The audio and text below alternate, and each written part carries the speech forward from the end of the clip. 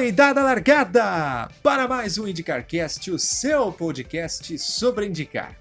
A seguir você vai ouvir um trecho do nosso último programa que está inteiraço lá no Spotify, no iTunes e também em outros serviços de streaming. Então, curte aí.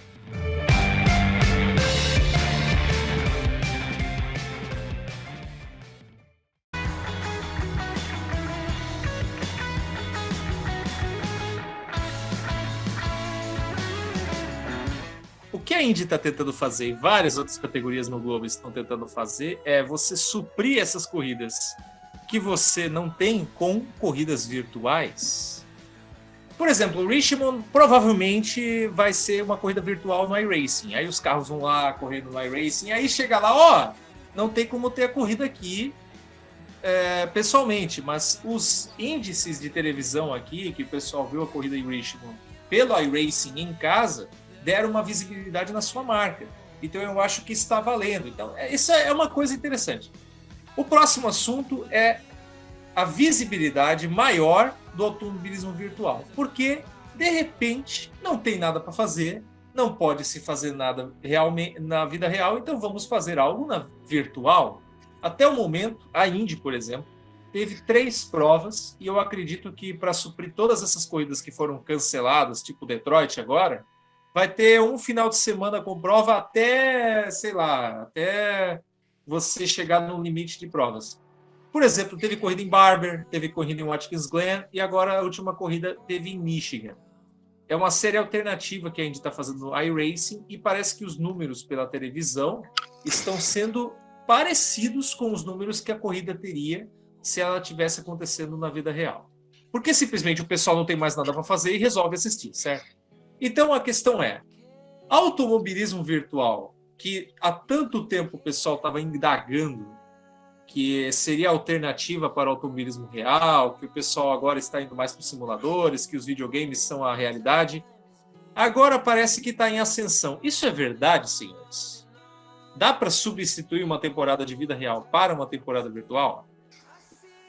Olha, substituir a temporada eu não sei, né? Mas dá pra tipo, entreter, né? Que todos os fãs de automobilismo mundo afora estão sedentos para ver alguma coisa, né? Mesmo que seja aí uma coisa virtual, mesmo que fosse tipo aquelas corridas os caras tipo Estados Unidos, Inglaterra, parece que corre com aqueles cortadores de grama, faz coisa que nem fosse os caras correndo naquilo, acho que ia ter gente querendo assistir. Eu vi uma vez o Supermotor, os caras mostravam uma matéria de corrida de cortador de grama. Divertidíssimo.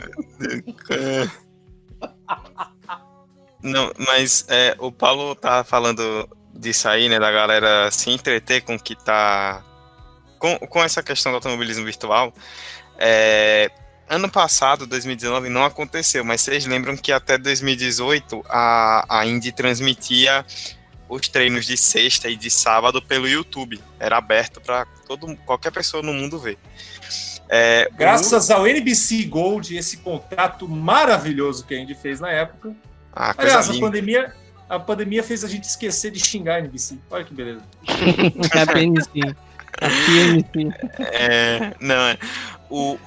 A última sessão que eles transmitiram ao vivo, em 2018, foi a classificação em Sonoma, que teve 41 mil visualizações, a transmissão ao vivo. Das 3 corridas que rolaram agora no iRacing, o pior resultado das 3 foi a do Alabama, com 93 mil visualizações até agora. Eu estou aberto aqui, ou seja, mais que o dobro de visualizações para uma corrida virtual. Claro que a outra é a classificação e tal. Mas também é bom lembrar que essa corrida do Alabama, ela passou lá na NBCSN, né, que é o canal a cabo da NBC, e não teve transmissão pelo YouTube da Indy. Foi, a Indy colocou depois. A de Michigan e a de Watkins Glen já tiveram, essa não teve, então foram 93 mil visualizações de uma corrida que não foi transmitida ao vivo no YouTube. Então é um número muito forte, e assim, para uma categoria que precisa se movimentar, é uma sacada bem interessante, né? O automobilismo virtual, na verdade, ele meio que deu um pouco de sorte, entre aspas, né, que ele foi alçado à condição de ser o principal foco do automobilismo, agora sem as corridas reais. E Não, agora as categorias estão vendo aí formas de tentar melhorar isso para poder até fortalecer a cena do virtual depois que tudo isso passar. Tá nessa linha aí mesmo, né? Estão começando a levar, eles estão levando a sério os produtos ali. Não é só o cara, tipo, não é tipo eu e você jogando videogame aqui em nossas casas, né? Tipo, eu jogo com teclado, eu jogo um jogo da gente que eu tenho aqui no teclado. Aqui os caras têm, tipo, equipamento aí na casa dos $100 mil em equipamento para poder jogar iRacing, cara. É quase o preço de um carro Mais que um de carro, corrida. $100 mil, R$1 milhão de reais atualmente. O Jimmy Johnson, para você ter uma ideia, ele fica em casa simulando corridas da Indy, né? Foi até engraçado porque a NASCAR em Homestead, ele estava com equipamento e setup para uma corrida da Indy e correndo de NASCAR. Então o pessoal até botou, acho que, filmando uma foto de tipo ele com todo preparado no negócio de Indy, com monoposto, fórmula e coisa arada, e ele correndo um tanque da NASCAR. Então é bem interessante. É bem interessante isso, mas é realmente... Cada piloto, cara, os pilotos ganham muito dinheiro, então eles, para se preparar também fora, eles têm um equipamento de simulação muito grande e muito bom. Então não é assim brincadeira, é brincadeira mais ou menos, só que para você treinar, existem xingamentos, por exemplo, Michigan, foi um negócio insano. O que teve de gente xingando o Chilton, meu amigo? Não é brincadeira. O Tony, então, o Tony mandou as favas, o Max Chilton. O Marquinhos acho que nunca mais das caras do virtual, né?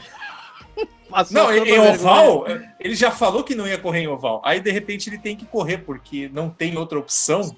Aí, opa, não é tipo o Jimmy Johnson. O Jimmy Johnson, por exemplo, ele tinha a opção de não correr, porque ele não é piloto da Indy, não tem contrato para cumprir nem nada.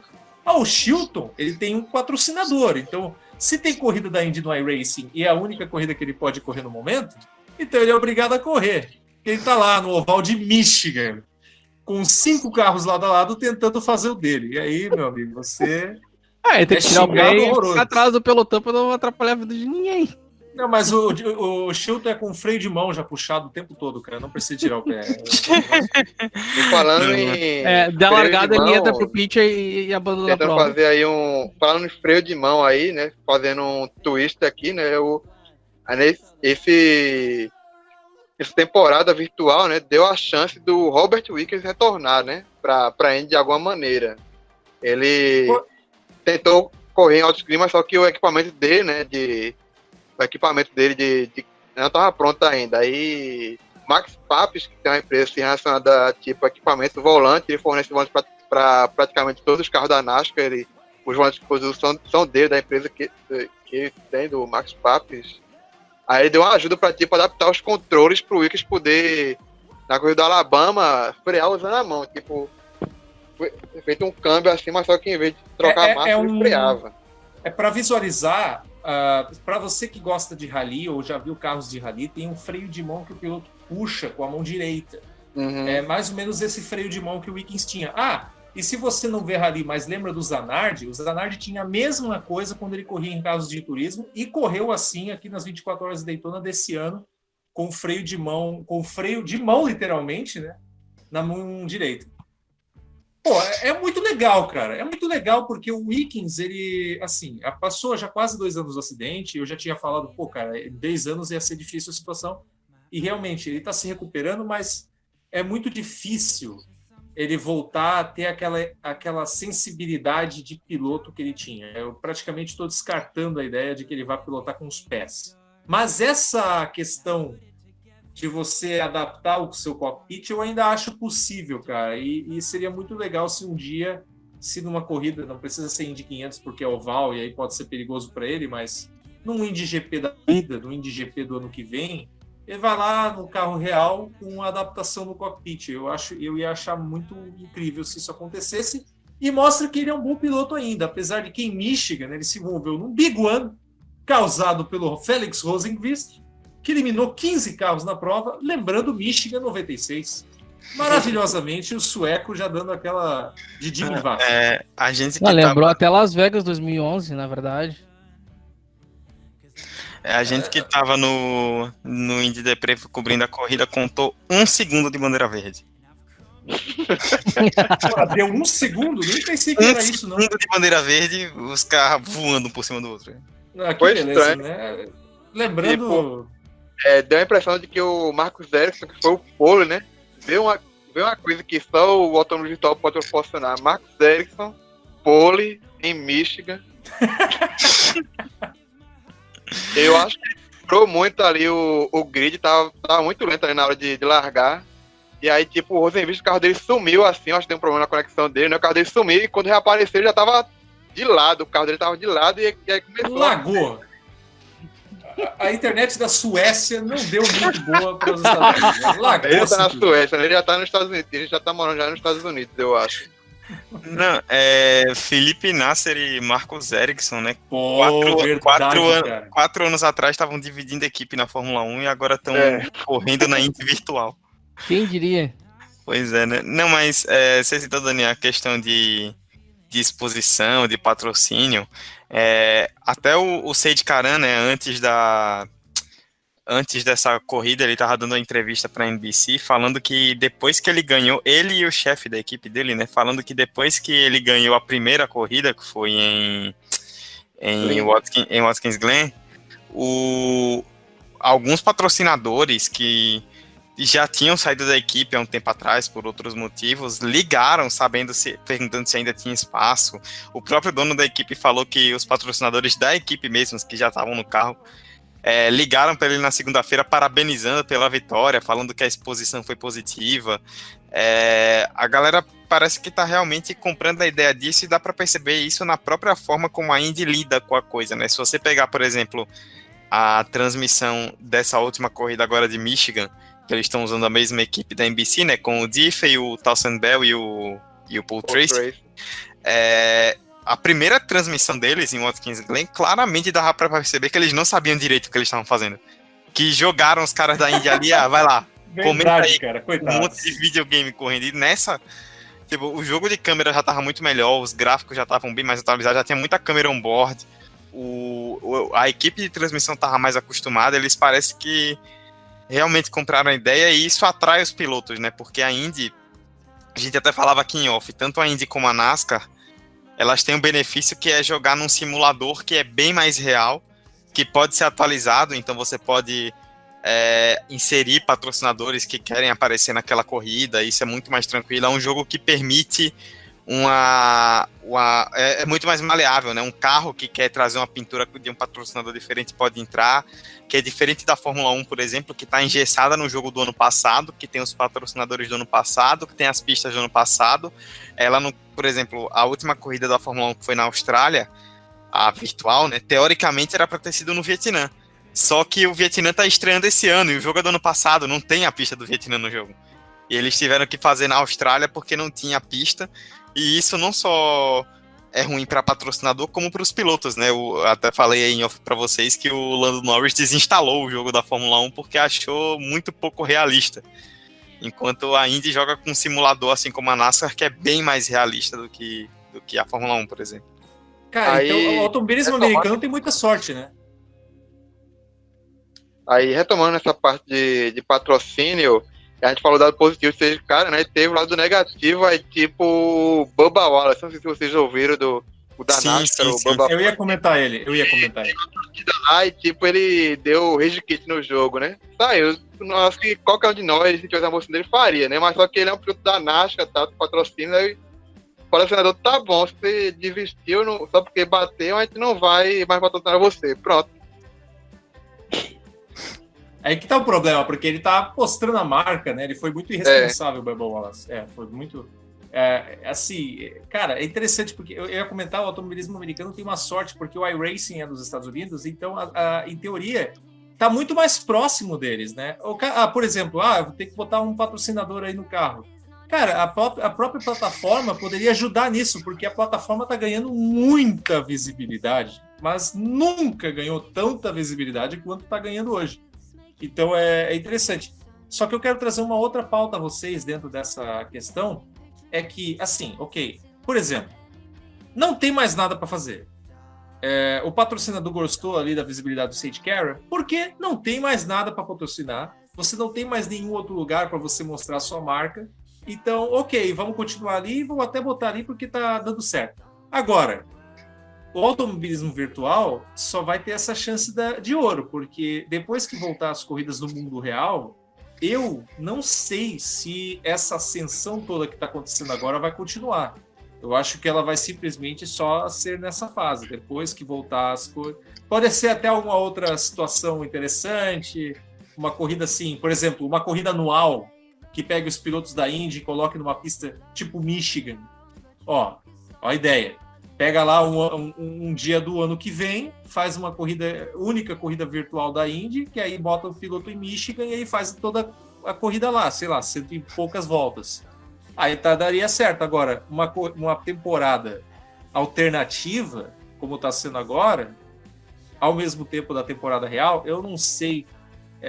Não dá tanta vontade de ver uma corrida virtual do que uma corrida real. Só deu vontade de ver Michigan porque é Michigan, né, o tempo todo, mas vou ser bem sincero que as corridas de Alabama e de Watkins Glen foram bem difíceis de acompanhar. Eu concordo. Michigan chamou muita gente porque muita gente gosta do oval e não tem há quantos anos? 13, 14 anos? Desde 2017, 13. Então, tipo, chamou muita gente, né? E porque também tinha o Dale Jr. também correndo, né? Fui convidado para correr, ele topou e fez uma bela corrida aí, fez uma estratégia bem bacana e terminou em terceiro.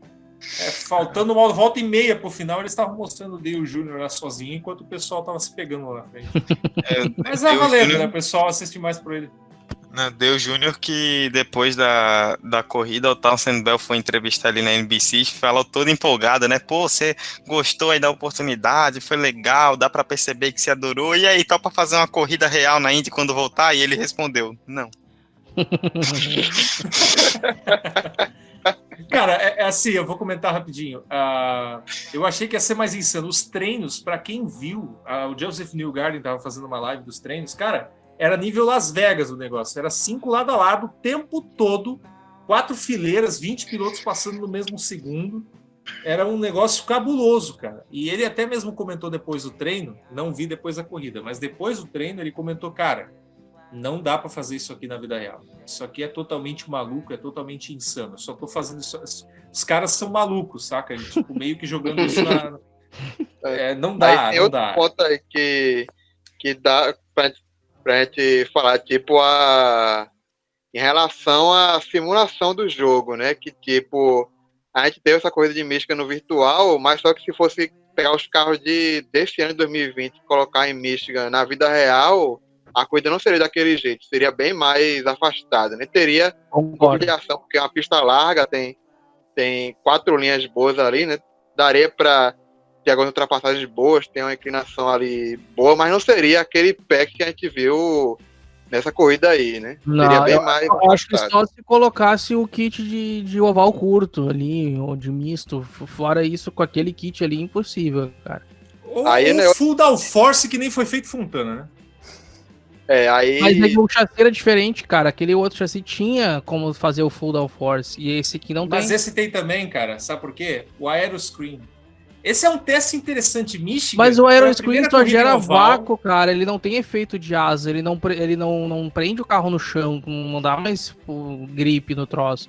É só gerar mais vácuo. Mas ajuda, é isso que eu quis dizer. Tipo, o Aeroscreen, ok, de novo, o Paulo tem toda a razão, e eu também estava comentando isso em off, que essa corrida em Michigan foi realmente uma corrida assim, não dá para dizer que ela seria exatamente dessa forma, mas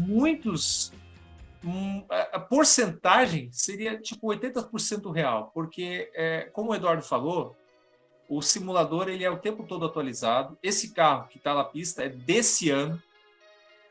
A questão é que a diferença seria na questão dos setups, porque só tem um setup para todo mundo tem o mesmo setup, e por isso os carros estavam tão juntos, porque praticamente estavam se utilizando do jogo de vácuo e da pilotagem de cada um. Se fosse na vida real, teria os setups também, e aí por isso seria um pouco mais afastado o negócio. Mas essa troca de vácuo acontece, em teoria, maior do que com esse aeroscreen do que sem, porque ele é um objeto que gera mais vácuo. Então, as ultrapassagens poderiam acontecer de maneira mais fácil.